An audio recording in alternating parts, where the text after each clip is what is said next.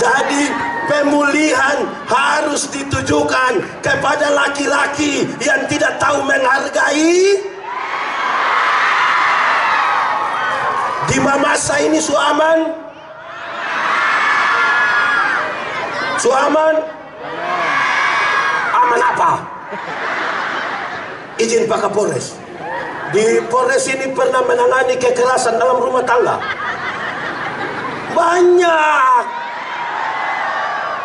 Banyak Kristen semua lagi. Jemaat, saya bawa materi di banyak tempat di Indonesia. Terus orang yang moderator bilang begini, ada pepatah lama, belum kenal maka tak sayang. Saya bilang, jadi kalau kenal maka sayang? Belum tentu. Kenapa? Kekerasan dalam rumah tangga itu artinya, terima kasih, artinya suami pukul istri, istri lawan suami, orang tua pukul anak, anak lawan orang tua, padahal dorang baku kenal semua. Betul kok tidak? Siapa di sini tidak kenal dia punya istri? Kenal kok tidak? Suami-suami kenal istri kok tidak? Kenal istri? Siapa pun istri? Istri-istri kenal suami kok tidak? Siapa pun suami? Tetangga. Gitu. Itu pertama. Kedua, tubuh yang terkontaminasi dosa memberhalakan bagian-bagian tubuh tertentu. Bagian tubuh menjadi berhala baru. Sama-sama, 1, 2, 3.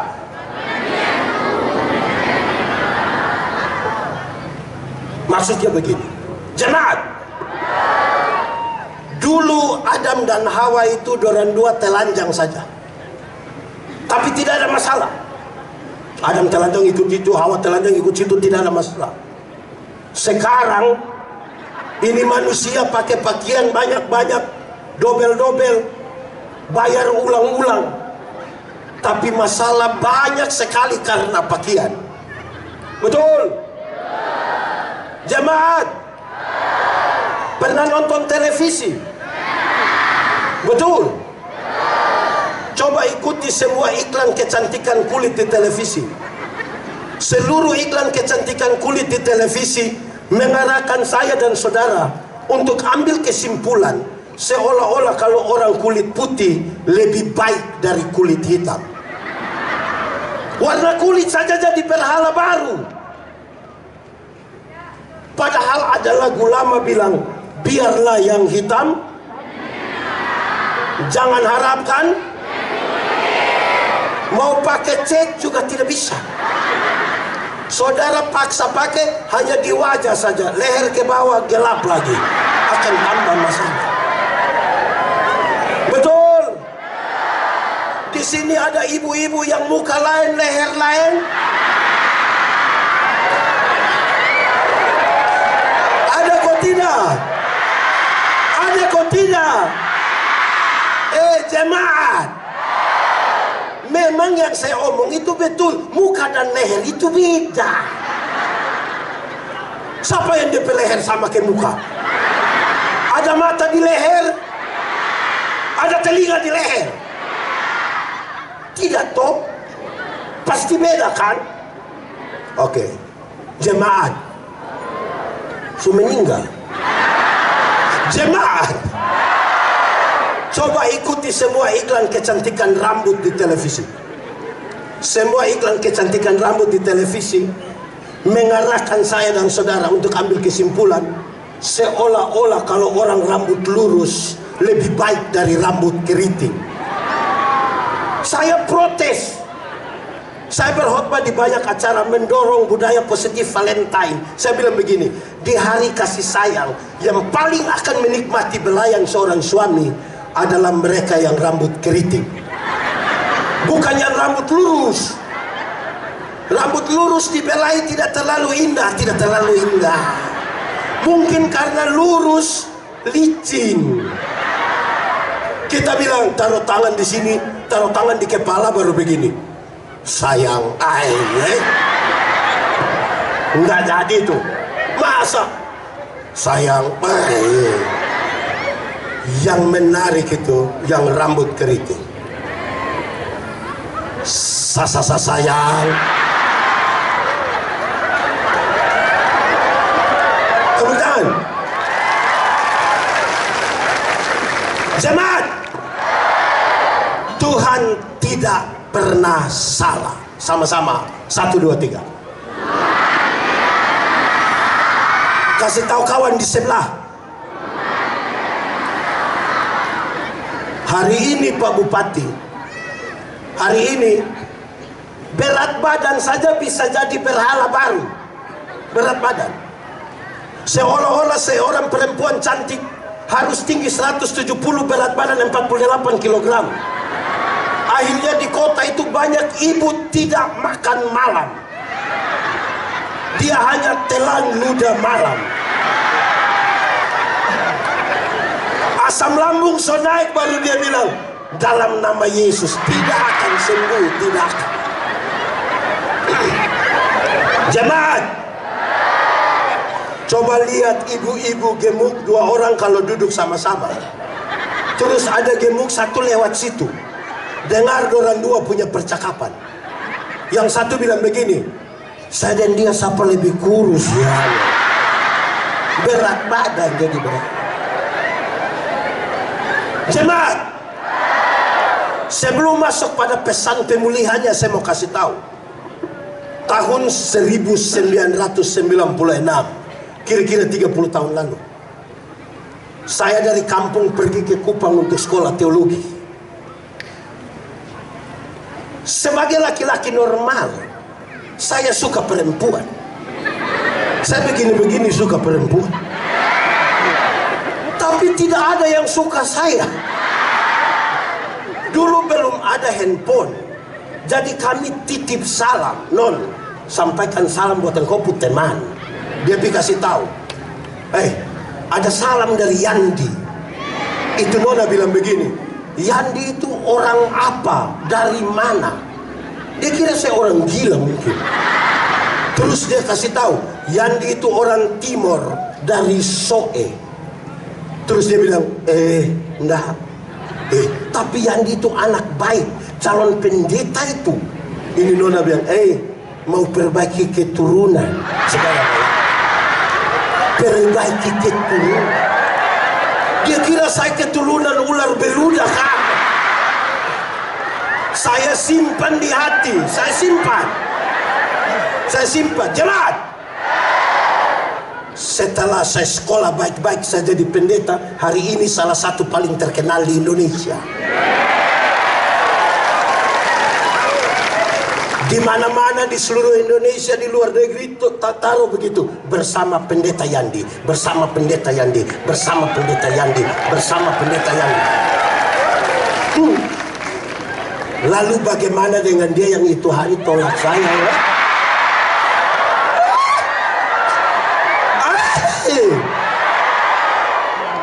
Itu malam-malam dia messenger. Cukup dan tahu orang punya. Jemaat, di sini ada yang begitu. Itu Nona ada di sini. Tunjuk dia. Jemaat, saya mau kasih tahu hal yang luar biasa. Kenapa? Ini dia punya nama apa? Nama apa? Ini hasil tenun ikat sebagai kearifan lokal di Mamasa. Harganya mahal, betul? Tapi berapa banyak anak-anak Mamasa yang bangga kalau pakai ini? Tidak banyak yang bangga. Dorang lebih suka pakai seperti Korea yang robek-robek itu celana.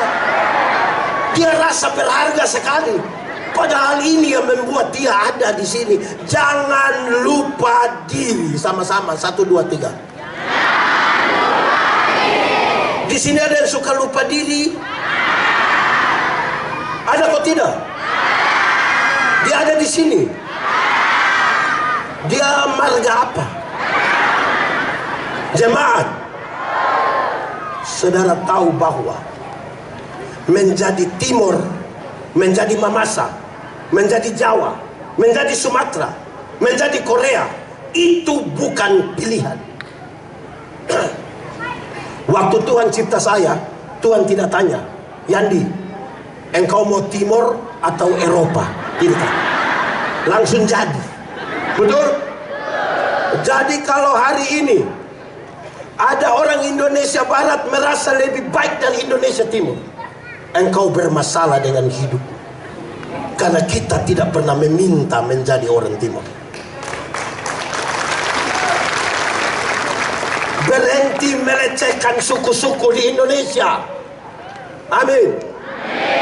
Banggalah sebagai orang Timur, banggalah sebagai orang Mamasa. Sama-sama 1, 2, 3. Banggalah sebagai orang Mamas. Lebih kuat sambil tangan begini. 1, 2, 3. Kasih tahu kawan di sebelah tapi jangan pukul dia. 1, 2, 3. Banggalah sebagai orang. Jemaat, siapa tidak mencintai perbedaan, dia tidak pantas tinggal di dunia ini. Fakta kosmis menunjukkan segala sesuatu di dunia ini berbeda-beda. Ada atas, ada kanan, ada panas, ada hitam, ada laki-laki, ada. Itu beda kok tidak? Pendeta Yandi pernah kasih nikah satu pasang nikah. Yang laki-laki umur 64 tahun, yang perempuan umur 20 tahun. Ngeri itu. Mereka beda usia berapa tahun? 64 kurang 20 berapa? Saya tahu jemaat yang hadir lagi bicara tentang beda usia ya. Waktu khotbah saya bilang begini, dalam sebuah pernikahan beda usia tidak penting. Yang lebih penting adalah mereka harus beda jenis kelamin.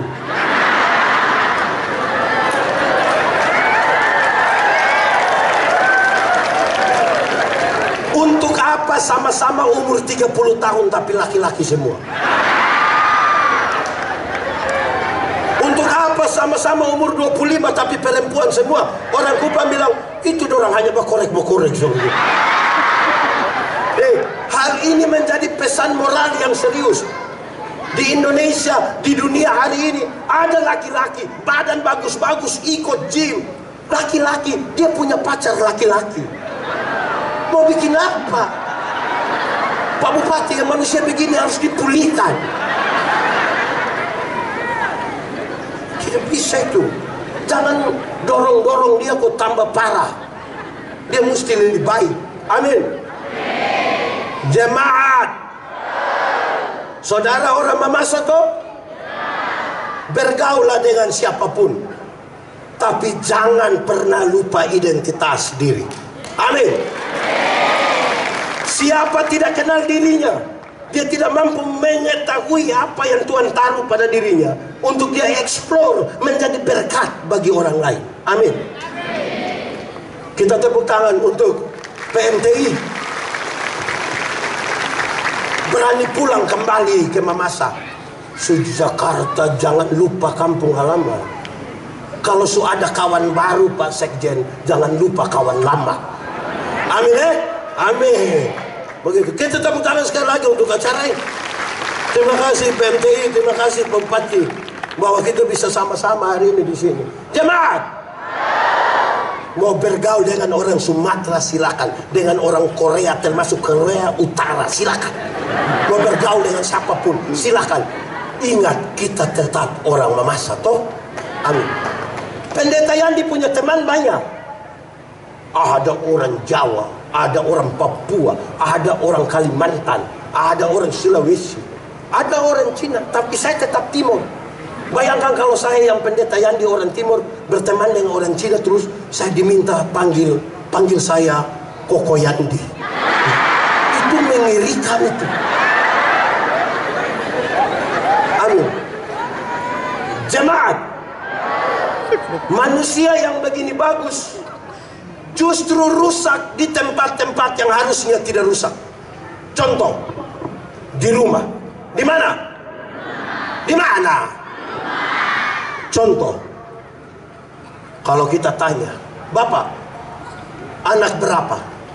Beliau bilang, anak 4 orang, Pak Pendeta. Oh, anak 4 orang. Sudah kerja di mana? Terus dia bilang, anak 4 orang, puji Tuhan, yang 3 sudah jadi manusia. Tinggal 1. Nah, yang 1 kita tidak tahu dia kayu kah, batu kah, nikel. Jemaat, kalau jadi pendeta manusia atau bukan? Jadi bupati, jadi anggota dewan, jadi polisi, jadi tentara. Tapi kalau kamu tamat SMA tidak ada kerja, kamu punya orang tua bilang kamu bukan manusia. Akhirnya banyak anak muda mencari kemanusiaannya di pinggir jalan, supaya orang bilang ada manusia, ada manusia. Karena di rumah dia tidak diterima. Betul? Jemaat, terjadi juga di sekolah. Di mana? Di mana? Di masa ini ada sekolah. Sekolah apa? Di sekolah itu Pak Bupati, musim hujan, siswa disuruh pel, bagus-bagus ini lantai, bersih, sudah mantap. Waktu masuk kelas, siswa buka sepatu, guru tetap pakai sepatu. Di masa ada, itu guru ada ikut ibadah sekarang. Mana-mana itu guru, coba-coba itu guru yang mana? Baru lulus P3K dia itu.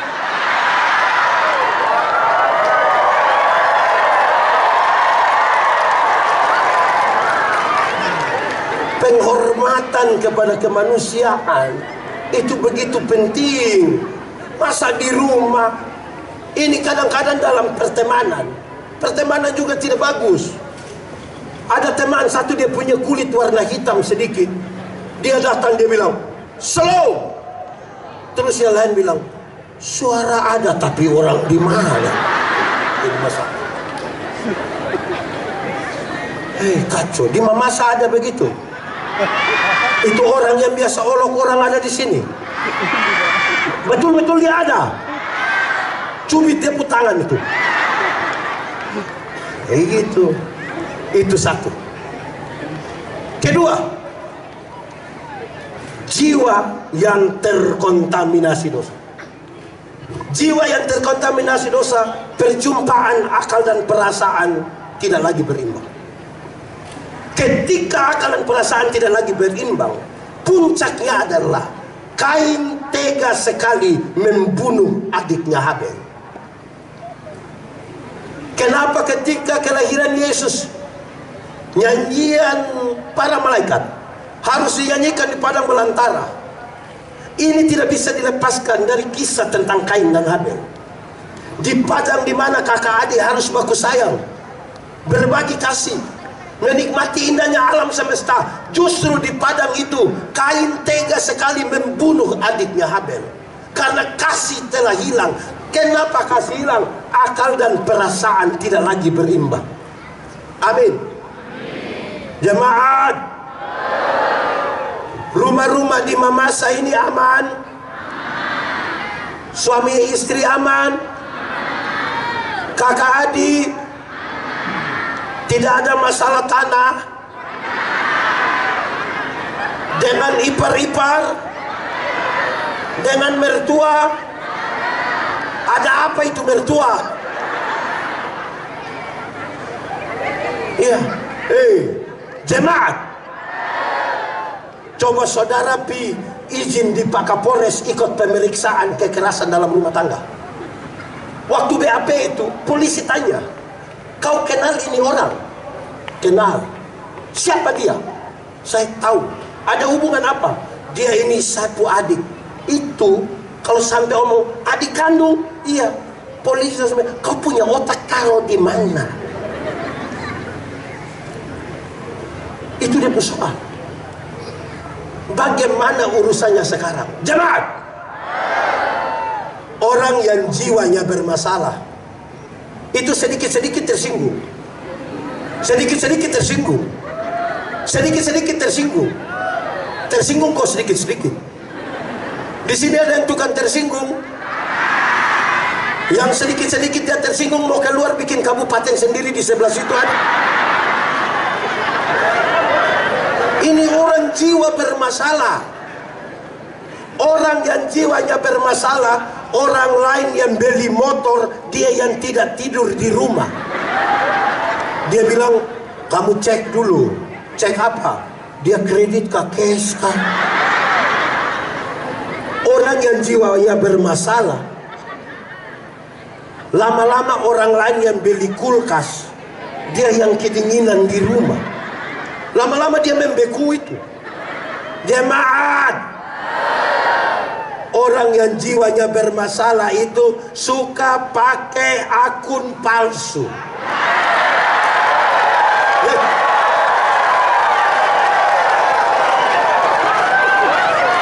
Ini tepuk tangan apa?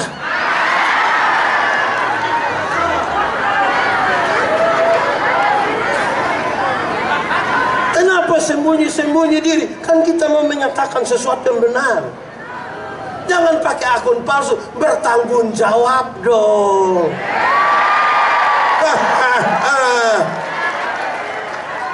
Itu jiwa baik itu. Amin. Orang yang jiwanya bermasalah itu baru beli tape satu saja putar sampai jam 3 pagi. Orang datang kasih tahu, Pak, tolong kasih kecil tape sedikit. Kenapa? Ada orang tua satu sakit di sebelah. Dia kasih tahu, kau kira dia ada tambah 2.000 di sapu tape? Tidak bagus begitu. Orang yang jiwanya bermasalah suka di sini ada yang tukang tipu. Dia ada di sini. Mari kita mulai yang tukang tipu. Pertama, anak muda. Banyak anak muda tukang tipu. Apalagi kalau dia menjadi anggota panitia. Karena panitia berkumpul, terus telepon dia atau WA dia, tanya posisi